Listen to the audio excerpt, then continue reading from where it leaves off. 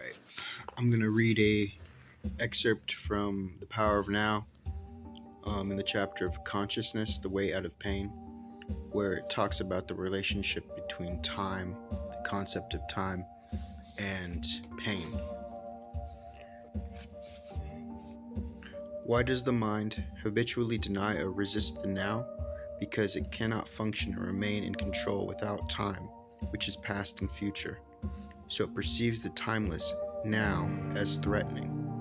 Time and mind are in fact inseparable. Imagine the earth devoid of human life, inhabited only by plants and animals. Would it still have a past and a future? Could we still speak of time in a meaningful way? The question, what time is it, or what's the date today, if anybody were to ask it, would be quite meaningless. The oak tree or the eagle would be amused by such question. What time, they would ask. Well, of course, it's now. The time is now. What else is there? Yes, we need the mind as well as time to function in this world, but there comes a point where they take over our lives, and this is where dysfunction, pain, and sorrow set in.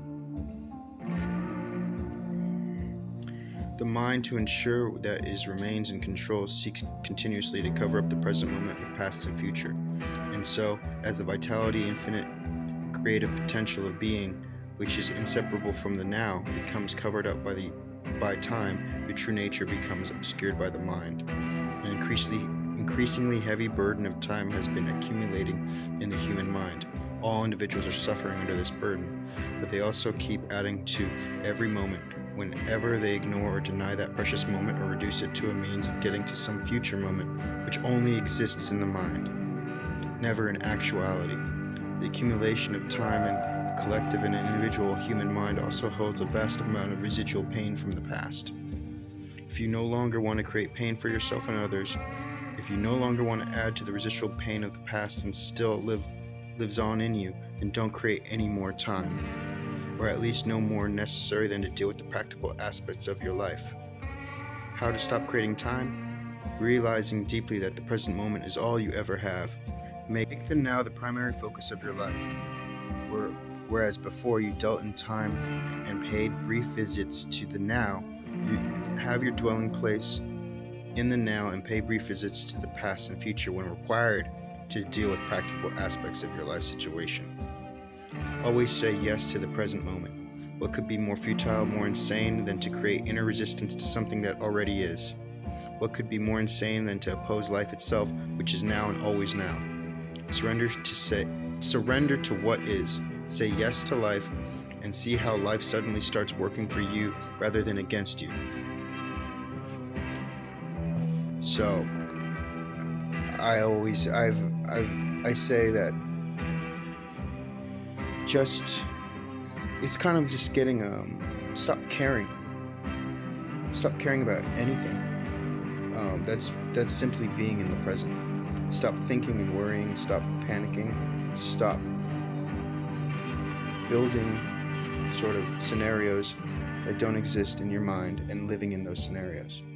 Just simply be present by coming back to your breathing and your senses that are immediately in front of you and what are you immediately experiencing. That way, if you start to drift, then you can use your senses to come back to the present moment and being completely sharp and mindful of what's going on around you and being free of pain. Concept is quite easier said than done, as we sometimes let our in-present sort of habitual thoughts control. So to gain back the control, focus on the immediate present and snap yourself back to freedom and peace, which is life, which is right now, and that's it. Time to organize on the outside. Don't use time or live in time in your mind. to